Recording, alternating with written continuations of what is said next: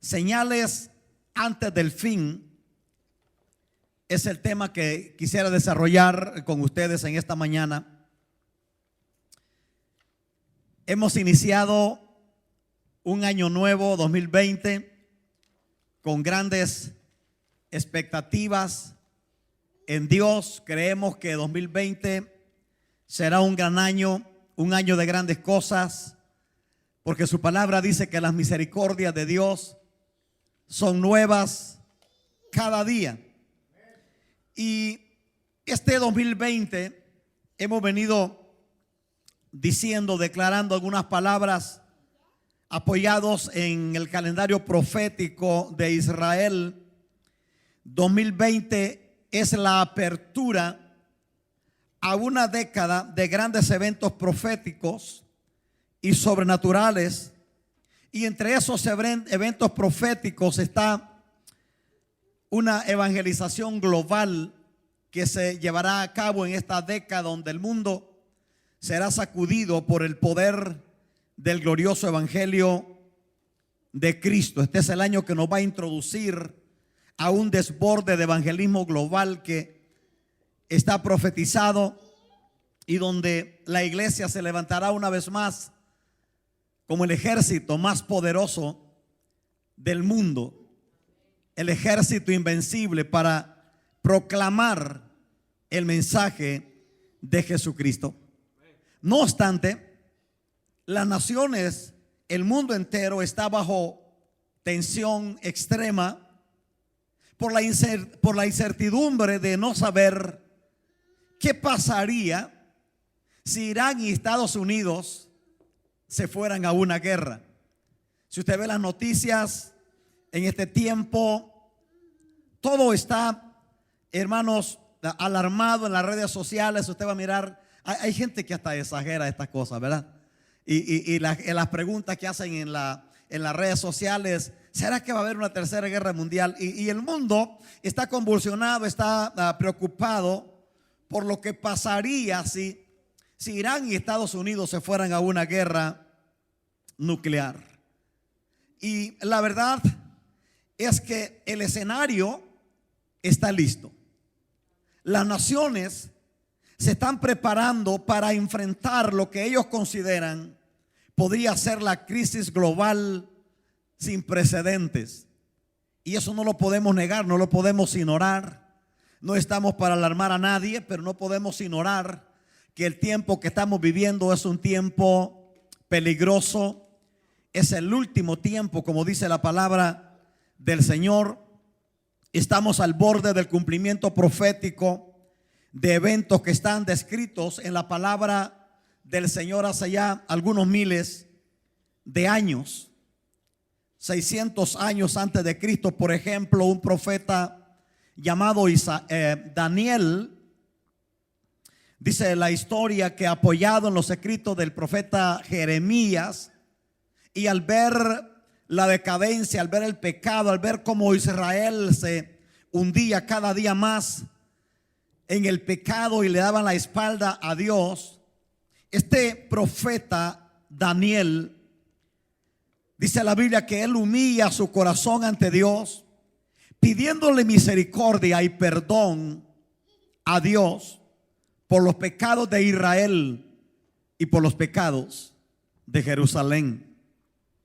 Y Dios escuchó la oración de este profeta de nombre Daniel y le dio la más grande revelación acerca del futuro de Israel, de la iglesia y del mundo entero. La historia está registrada en el libro que lleva su nombre, en el capítulo 9 del libro de Daniel, versículo 24 al 27. Después que Daniel está orando, pidiéndole a Dios misericordia, pidiéndole perdón por los pecados de Israel, Dios le responde a Daniel, y en el capítulo 9 y el versículo 24 textualmente dice la Biblia: 70 semanas están determinadas para tu pueblo y sobre tu santa ciudad. Y oiga esto, me llama la atención que le enumera 6 propósitos de Dios en estas 70 semanas. Dice: 70 semanas están determinadas para tu pueblo y para tu santa ciudad. Número 1, para terminar la prevaricación. Número 2, para poner fin al pecado. Número 3, para expiar la iniquidad. Número 4, para traer la justicia perdurable. Número 5, para sellar la visión y la profecía. Y número 6, para ungir al santo de los santos. Y luego sigue diciendo la palabra del Señor: sabe pues y entiende que desde la salida de la orden para restaurar y edificar a Jerusalén hasta el Mesías príncipe, habrá 7 semanas y 62 semanas. Se volverá a edificar la plaza y el muro en tiempos angustiosos. Y después de las 62 semanas se quitará la vida al Mesías, mas no por sí. Y el pueblo de un príncipe, oiga esto por favor, esta línea está casi puesta quirúrgicamente aquí en este pasaje. Y el pueblo de un príncipe que ha de venir destruirá la ciudad y el santuario, y su fin será con inundación, y hasta el fin de la guerra durarán las devastaciones. Oiga lo que dice el versículo 27: y por otra semana, o sea la semana número 70, confirmará el pacto con muchos, y a la mitad de la semana hará cesar el sacrificio y la ofrenda. Después, con la muchedumbre de las abominaciones, vendrá el desolador, hasta que venga la consumación y lo que está determinado se derrame sobre el desolador. Palabra de Dios. La teología le llama a esta revelación de las 70 semanas de Daniel la espina dorsal de la profecía bíblica. Y esta profecía, o estas 70 semanas, están divididas en 3 partes principales, como ya lo acabamos de leer. Las primeras 7 semanas, no voy a perder estos detalles, son semanas de años, así dice la Biblia. Las primeras 7 semanas, que consta de 49 años, tiene que ver desde la orden del rey Artajerjes, dada a Nehemías para ir a restaurar a Jerusalén, y la celebración de la renovación del pacto. Hay 7 semanas, 49 años, que data del año 445 al 396 antes de Cristo.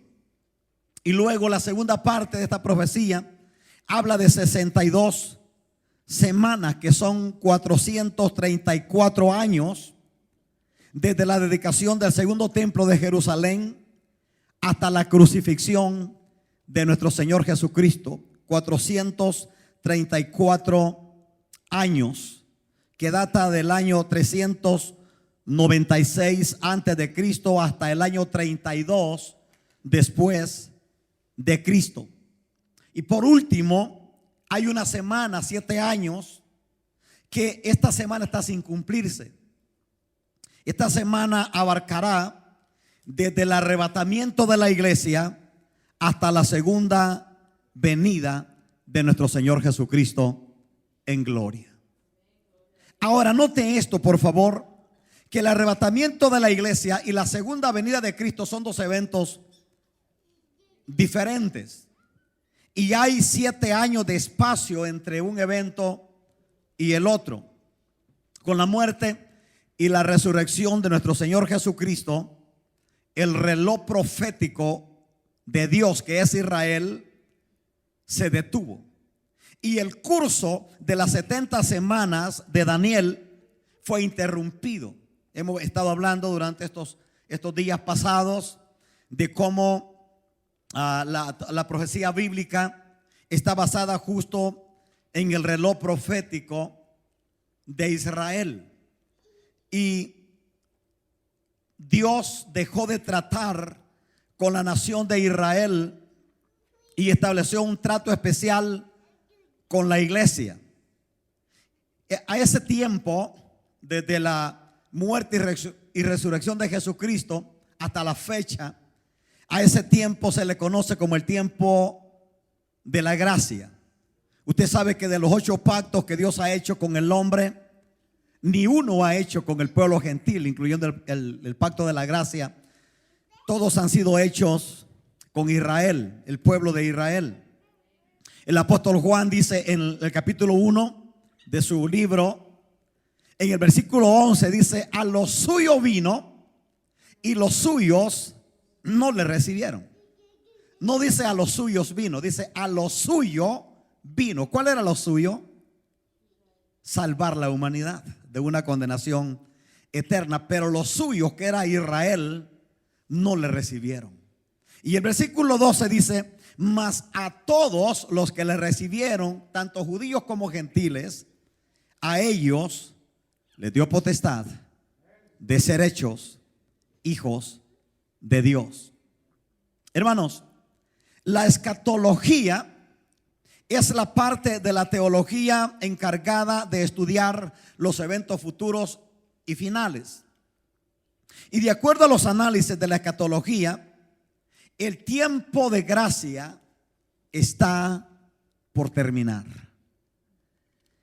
Déjeme, le voy a repetir esto porque no quisiera por nada que usted se lo vaya a perder, porque son asuntos sumamente fuertes e interesantes para la iglesia del Señor. De acuerdo a los análisis de la escatología, el tiempo de gracia está por terminar para reanudar el curso de la semana número 70 de la profecía de Daniel, capítulo 9. Yo quiero leerle una vez más el versículo 27 del capítulo 9 de Daniel, y dice así: y por otra semana confirmará el pacto con muchos. A la mitad de la semana hará cesar el sacrificio y la ofrenda. Después, con la muchedumbre de sus abominaciones, vendrá el desolador, hasta que venga la consumación y lo que está determinado se derrame sobre el desolador. ¿Quién es el desolador? Una gran pregunta que surge en este momento. ¿Quién es el desolador del que Daniel le está hablando aquí en el versículo 27? La respuesta a esta pregunta está en el capítulo 7 del libro de Daniel. Ahí en el capítulo 7 Daniel mira 4 bestias que salen del mar, y cada una era diferente a la otra, pero la cuarta bestia, dice Daniel, que era feroz, diferente a las otras, con unos dientes horribles, y devoraba todo lo que agarraba a su paso. Esta bestia tenía 10 cuernos, pero de repente dice Daniel que él miró que de en medio salía un cuerno, un cuernito pequeño, y 3 cuernos fueron quitados o quebrados de la bestia, y ese cuerno pequeño tenía dominio sobre los otros cuernos. Bueno, ese cuerno pequeño es el desolador que dice la profecía del capítulo 9, lo cual en teología se le llama el anticristo. Hermanos, ese desolador o ese cuerno pequeño o ese anticristo, teológicamente hablando y mirando la historia de las naciones, de lo que hemos vivido hasta el día de hoy, representa o está representado por un príncipe romano que tendrá o estará vinculado estrechamente con el Vaticano. Yo, cuando estaba leyendo esto, me vino a la mente una idea. Dije: qué lástima que la Biblia no nos da nombres ni fotografías, ¿verdad?, para saber quién es ese cuerno pequeño. Pero tenemos una gran luz en la palabra de Dios. Ese cuerno pequeño, que será el anticristo, es un príncipe romano que estará vinculado estrechamente con el Vaticano. Amados, esto está a punto de ocurrir. Esto está, hermanos, más cerca de lo que usted y yo nos podemos imaginar. En el 2009, si usted ve las noticias o está pendiente de esto, en el 2009 el Vaticano propuso el establecimiento de un líder político mundial que establezca reglas a las naciones y las haga cumplir. Y el Papa Francisco ha apoyado esta postura desde su inicio como Papa en el 2013 hasta la fecha. Ha sugerido en múltiples ocasiones la postura de un líder político mundial que le ponga fin o que ponga orden a todo el caos que las naciones están viviendo en este tiempo. Usted se va a dar cuenta que actualmente, por la hostilidad que se vive en el Oriente Medio, por esta fricción que hay entre Estados Unidos e Irak, el afán o el mayor afán de Naciones Unidas es establecer un tratado de paz que fortalezca a todo el planeta. Y la Biblia es clara en enseñarnos que dentro de ese tratado de paz que tanto el mundo anhela y procura, se va a establecer un líder mundial que ponga orden al caos que las naciones están viviendo en este tiempo. Ese líder mundial, ellos le llamarán un presidente mundial. La Biblia le llama el anticristo. Ese es el cuerno pequeño que salió de la cuarta bestia que representa a Roma. Y este cuarto este cuerno pequeño será el hombre que las naciones del mundo, bajo la dirección de Naciones Unidas, le darán el poder. La Biblia es específica en decir que en una hora le darán el poder, le darán la autoridad para gobernar las naciones, para gobernar al mundo, y que ponga reglas y que las haga cumplir.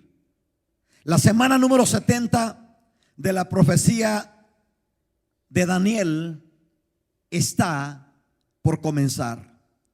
La gran pregunta que surge es: ¿cuándo iniciará esta semana?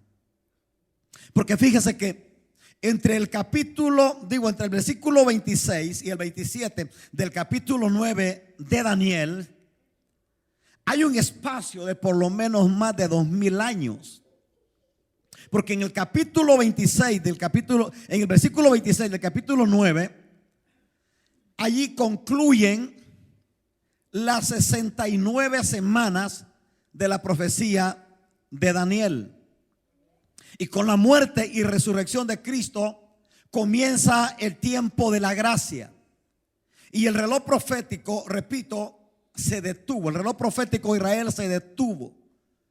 El curso de las 70 semanas se detuvo. Ha estado estancado por los últimos 2000 años para dar paso a la iglesia. Hemos disfrutado ese tiempo como iglesia. Pero hermanos, esta semana número 70 está a punto de comenzar. ¿Cuándo iniciará? No lo sé. Nadie lo sabe. Pero lo que sí sé es que en el mismo momento, oiga esto usted por favor, en el mismo momento que la iglesia del Señor sea arrebatada, sea llevada por Cristo en el rapto, el reloj profético de Israel reanudará su marcha hacia el cumplimiento de la semana número 70. La Biblia no dice cuándo iniciará esta semana, pero sí nos da detalles de los eventos que tendrá lugar en esta última semana de la profecía del capítulo 9 de Daniel. Los miro así como un poco asustados, pero no los quiero asustar. Lo que quiero es ponerlo al tanto para que usted y yo lo pongamos en tiempo y espacio al momento que estamos viviendo ahorita, hermanos. Porque la iglesia, les decía el miércoles pasado, la iglesia ha caído, ha entrado en una decadencia espiritual sin precedentes. La iglesia está adormecida en pleno siglo XXI. Y yo creo que al diablo le conviene que la iglesia esté adormecida, pasiva, tranquila, porque el diablo sabe que el tiempo se le está terminando. Y qué bueno que Jesucristo no nos dijo cuándo realmente iniciaría esta semana número 70, ni nos dijo cuándo Él vendría, aunque por ahí andan algunos diciendo fecha ya que Jesucristo va a venir. No les creas, son mentirosos, son embusteros, son falsantes. Jesucristo dijo que ni los ángeles ni el Hijo sabe cuándo va a venir, solamente el Padre. Pero Jesús nos da detalles de los eventos que precederán este acontecimiento, o de los eventos que tendrán lugar dentro de la última semana de Daniel. Capítulo 24, un pasaje que la mayoría de los que estamos acá ya lo debemos haber leído. Dice Mateo 24:3. Aquí Jesús está dando respuesta a una pregunta de los apóstoles, de los discípulos del Señor. Van saliendo de Jerusalén y dice la Biblia que los discípulos le dijeron al Señor: mira qué hermosos edificios. Y Jesucristo les dijo: de cierto les digo que viene el día cuando no quedará piedra sobre piedra en esos edificios. Y los discípulos, a raíz de esta declaración que Jesús les da, ellos le hacen la siguiente pregunta. Dice Mateo 24:3: y estando él, Jesús, sentado en el monte de los olivos, los discípulos se acercaron aparte diciendo: dinos, ¿cuándo serán estas cosas? ¿Y qué señal habrá de tu venida y del fin del siglo? Mire que esta es una pregunta triple. O sea, los discípulos le hacen tres preguntas en una al Señor. Le dicen: dinos, ¿cuándo serán estas cosas? ¿Cuáles cosas? De eso que les acaba de decir, que no quedará piedra sobre piedra, que no sea derribada. Pero la segunda pregunta que le hacen es: ¿y qué señal habrá de tu venida? Y añaden: y del fin del siglo. Note que la segunda pregunta y la tercera no son las mismas. Le dicen: ¿qué señal habrá de tu venida y del fin del siglo? Y Jesús empieza a responderles y les dice: mirad que nadie os engañe, porque vendrán muchos en mi nombre diciendo: yo soy el Cristo, y a muchos se engañarán. Y oiréis de guerras y rumores de guerras. Mirad que no os turbéis, porque es necesario, oiga esto, es necesario que todo esto acontezca. Pero aún no es el fin, porque se levantará nación contra nación y reino contra reino, y habrá pestes, hambres y terremotos en diferentes lugares, y todo esto será principio de dolores. Les pregunto, ¿será que se está cumpliendo esta palabra de Jesús enfrente de nuestros mismos ojos? Dice Jesús: habrá guerra, habrá pestilencias, habrá terremotos, se pondrá nación contra nación, reino contra reino. Pero oiga lo que dice: eso será principio de dolores, lo cual implica que las cosas no se van a poner mejor. Yo quiero decir esto con mucho respeto. La gente se preocupa y está orando de que todo esto se ponga mejor. Si vamos siendo honestos y entendemos la profecía bíblica, nos damos cuenta que esto no se pondrá mejor. Por eso le hice hincapié aquí cuando dice el Señor: porque es necesario que todo esto acontezca. ¿Cuál es el propósito de la semana número 70 de la profecía de Daniel? Eso es lo medular de este mensaje. ¿Cuál es el propósito de la semana número 70? Porque en la semana número 70, en el momento que la iglesia es arrebatada para estar con Cristo en el cielo, allá en el cielo habrá gozo, alegría, fiesta. La Biblia dice que la iglesia estará con Cristo disfrutando de calles de oro, de un mar de cristal, el tribunal de Cristo, la cena del Cordero, las bodas del Cordero. Hermano, será una fiesta por 7 años impresionante en el cielo. Pero en ese momento comienza el dolor en la tierra, porque en el momento, repito, que la iglesia se va, el desolador, el cuerno pequeño, un príncipe romano, tomará posesión como el primer líder político mundial en las naciones. Y allí comienza el dolor, la angustia, ahí comienza la tribulación. Quiero leerle el versículo 14 del capítulo 24 de Mateo, porque tiene relevancia con lo que hemos venido hablando en estos días pasados. Dice el versículo 14: y será predicado este evangelio del reino en todo el mundo para testimonio a todas las naciones, y entonces vendrá el fin. Hermano, si usted enlaza la profecía o el esquema profético de que 2020 es el año de apertura a un desborde sin precedente de evangelismo global, donde la iglesia se levantará gloriosa para proclamar el evangelio de Cristo. Si proféticamente estamos mirando a la luz de la historia, a la luz del calendario profético de Israel, que 2020 es apertura para una década de un desborde de evangelismo global que sacudirá al mundo con el evangelio de Cristo.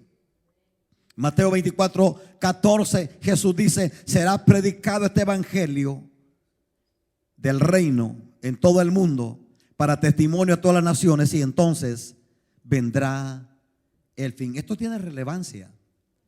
Esto está relacionado lo uno con lo otro. Ahora bien lo que dice Lucas capítulo 21, el versículo 25, que es el pasaje paralelo a Mateo 24.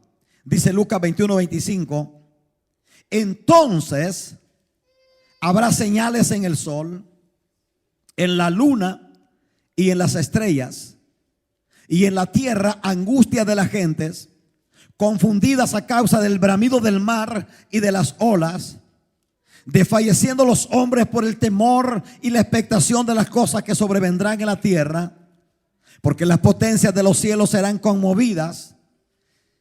Entonces verán al Hijo del Hombre, que vendrá en una nube con poder y gran gloria. Y oiga lo que dice el último versículo: cuando estas cosas comiencen a suceder, erguíos y levantad vuestra cabeza, porque vuestra redención se acerca. Me llama la atención a mí que Jesucristo aquí en Lucas 21 dice que habrá señales en el sol, en la luna y en las estrellas.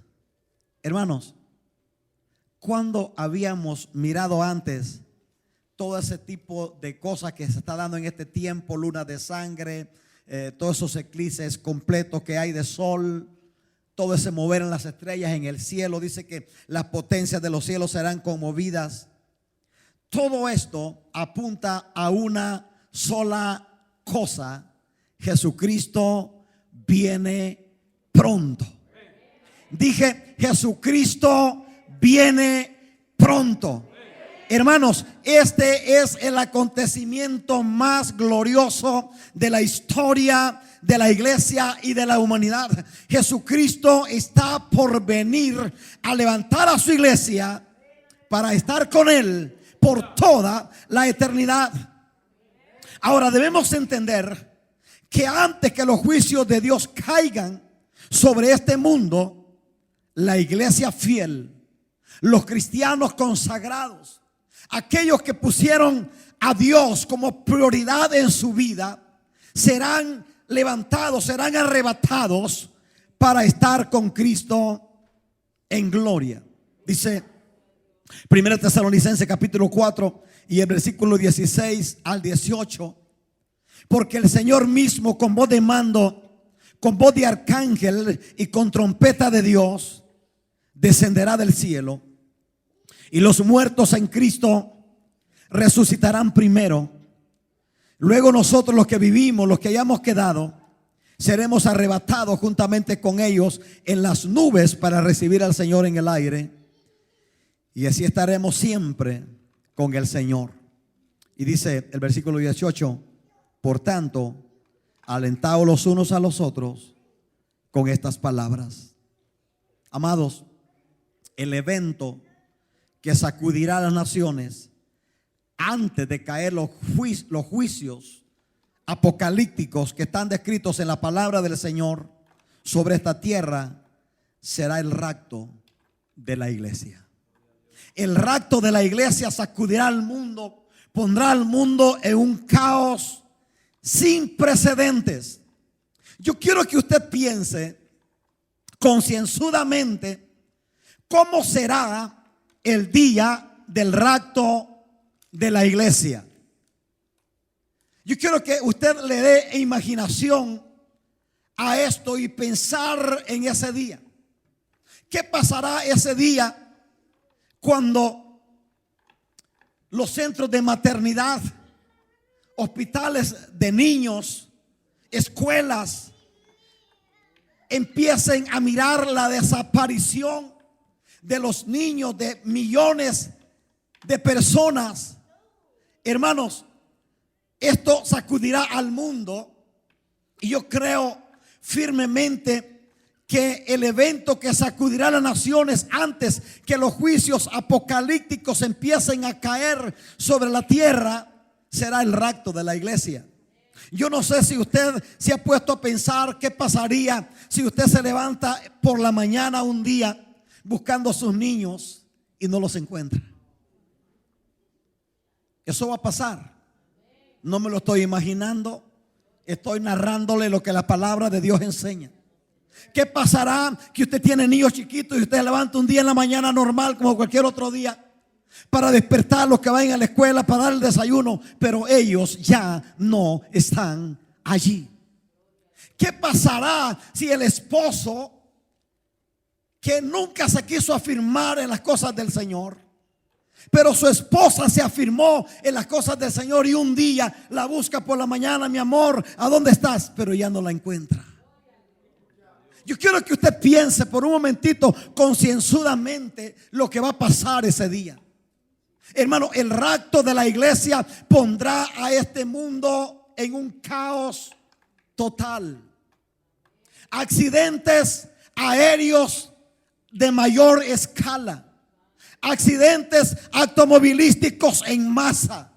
La policía no va a poder atender todas las llamadas de emergencia porque serán miles y miles y miles de accidentes automovilísticos. La gente desesperada buscando a sus seres queridos, pero no los encontrarán.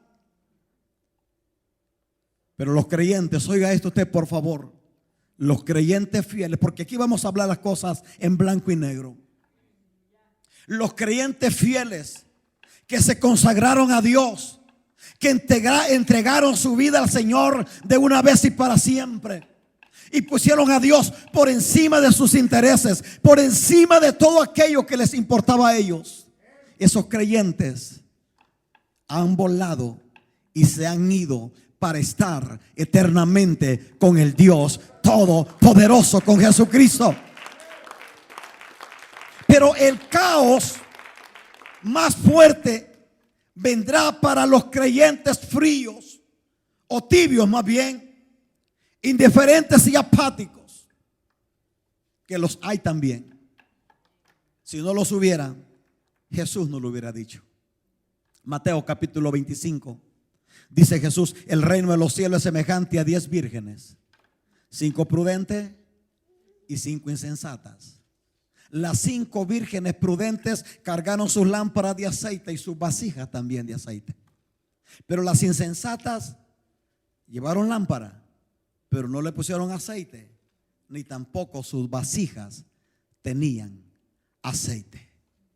La lámpara es el corazón de los hombres.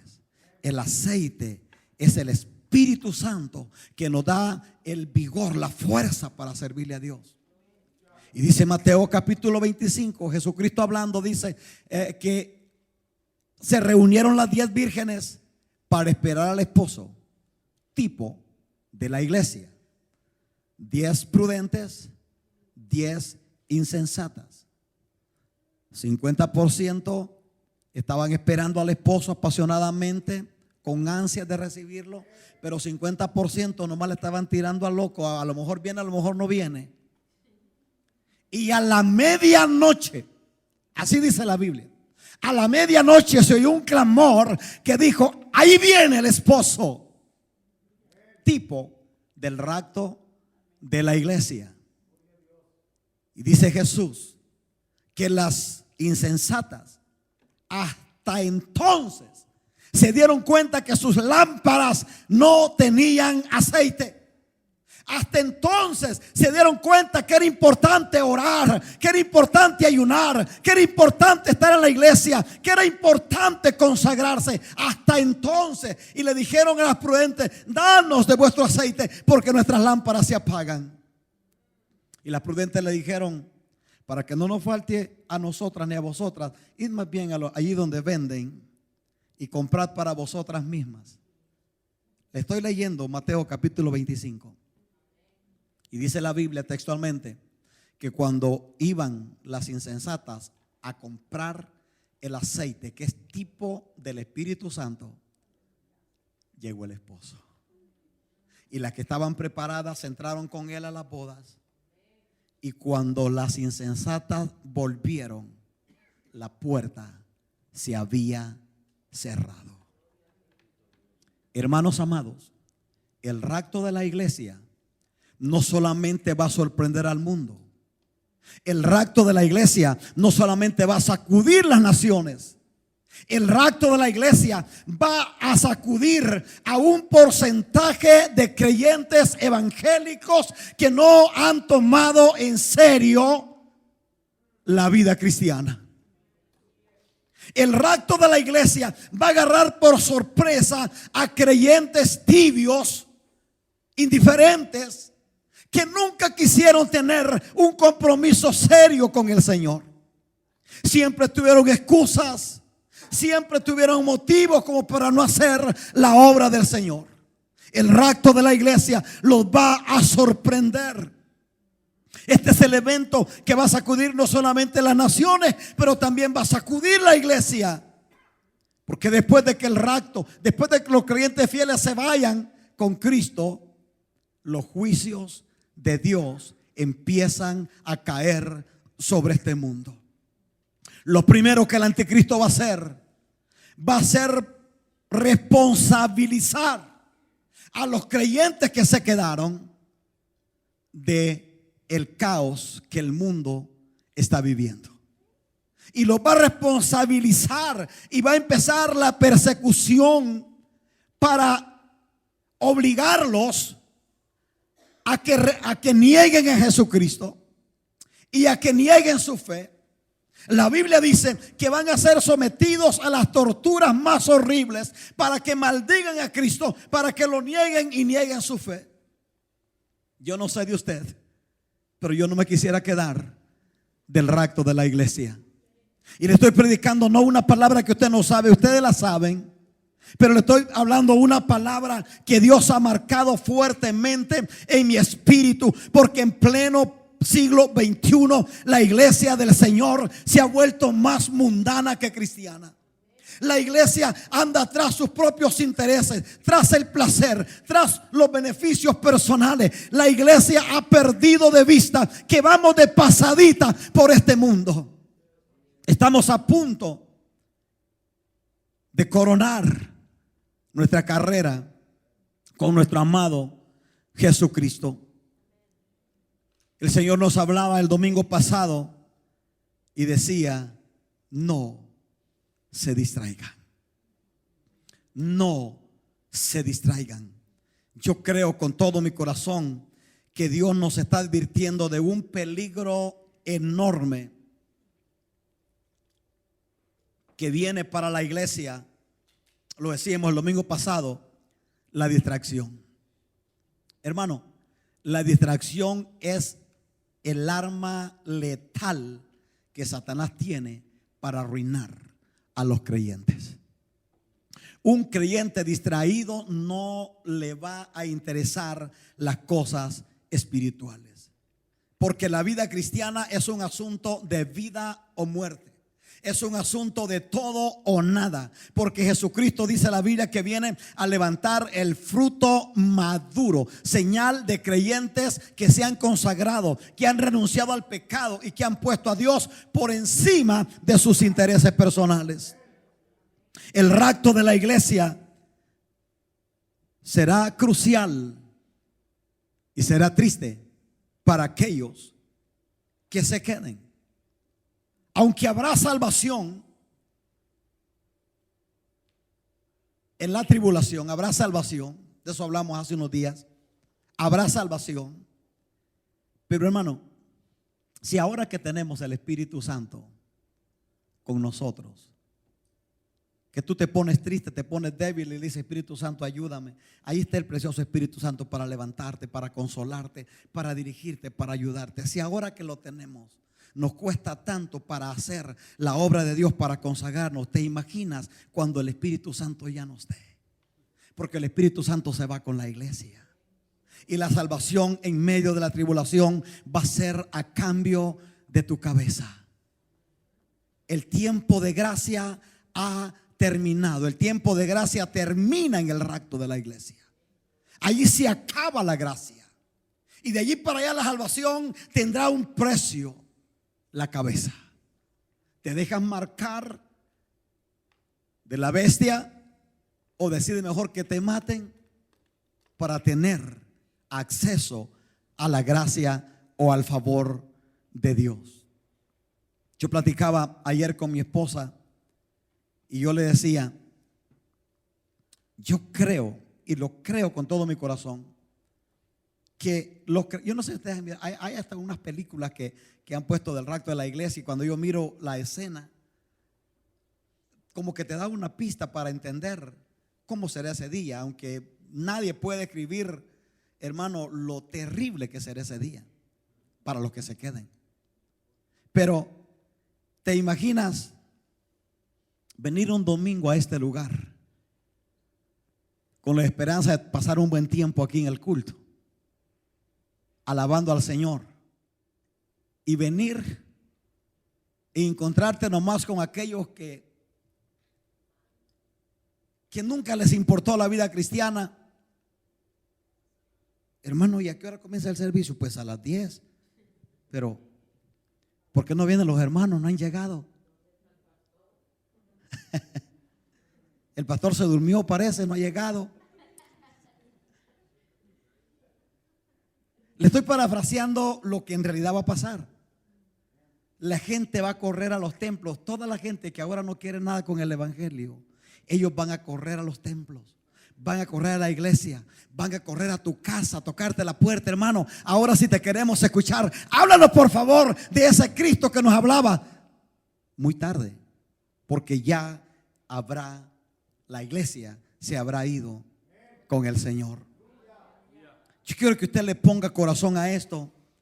¿Qué pasará si Cristo viene a levantar su iglesia y nos encuentra distraídos? ¿Sabe lo que el Espíritu Santo me dijo esta madrugada hablando con el Espíritu Santo? Yo no pude dormir anoche porque el Señor atrapó mi corazón de tal manera que no pude dormir. Y estaba hablando con Dios toda la noche. Y esta madrugada le pregunté al Señor y le digo: Señor, danos gracia, danos favor, ayúdanos para, para no distraernos, para no descuidarnos. Ayúdanos porque necesitamos irnos en ese rapto glorioso de la iglesia. Y el Señor una vez más me recordó las palabras que yo le declaraba el domingo pasado: no te distraigas, no te distraigas. Hermanos,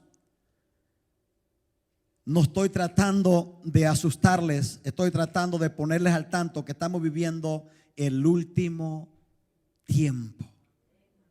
Y el Señor me decía esta madrugada: ¿tú crees que si los creyentes supieran que hoy, este día, sería el rapto, van a perder su tiempo en pequeñeces, en cosas triviales? Van a pelear por tonterías, por ridiculeces, por chiquillas. Porque, hermano, los creyentes los hemos vuelto tan delicados que peleamos por cosas triviales que no tienen ni siquiera sentido. A veces peleamos por cosas que ni siquiera vale la pena tomarlas en cuenta. Y el Señor me decía esta madrugada: ¿tú crees que si mi iglesia supiera que hoy es el rapto, la iglesia seguiría igual de indiferente? ¿Seguiría igual de pasiva? ¿Seguiría igual peleando, discutiendo por cualquier cosita? ¿Seguiría igual? Creo que no. Yo le decía: Señor, no.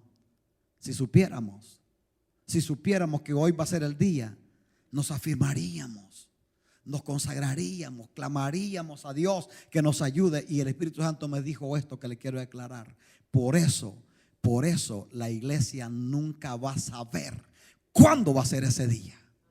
No va a saber jamás cuándo será ese día, porque Dios quiere que cada día usted y yo estemos preparados esperándolo como que si este mismo día, esta misma noche, Él viene a levantar a su iglesia. Y lo que quiero dejarle terminando acá, hermanos, despertemos a la realidad que estamos a punto de empezar la semana número 70 de la profecía de Daniel. Y esa semana no va a empezar hasta que la iglesia sea levantada con Cristo. Si las naciones del mundo se están preparando ya, hermano, la tensión está brutalmente fuerte en Oriente Medio ahorita. Ahorita están en un debate del avión que derribaron y toda esa cosa. O sea, el escenario está listo, está preparado. Nomás falta que alguien le ponga fuego a la mecha y empieza el conflicto mundial que va a dar paso al nombramiento de un líder político mundial que gobernará a las naciones. Los gobiernos van a estar confundidos dentro de poco. No sabrán qué hacer, porque, hermanos, el tiempo que estamos a punto de vivir es un tiempo final. Pero bendita misericordia de Dios, que Dios nos está advirtiendo, nos está avisando, nos está diciendo: no te distraigas, prepárate, porque esta misma noche puede ser ese día. Los creyentes que se vayan con Cristo, ellos disfrutarán 7 años de fiesta, de alegría, de gozo con Cristo en el cielo. Pero los creyentes que se queden del rapto se van a quedar a sufrir no solamente el caos terrible que las naciones van a estar sufriendo, sino los grandes juicios de Dios cayendo sobre la tierra. Lea, tome ese tiempo y lea la Biblia, lea los juicios de Dios que caerán, que están descritos en Apocalipsis. El juicio de las copas, el juicio de los sellos, todo lo que viene sobre este mundo, hermanos, es para afirmarse, es para decirle: Dios, ayúdame por favor, yo quiero estar preparado cuando tú vengas a levantar a tu iglesia. Póngase sobre sus pies, por favor.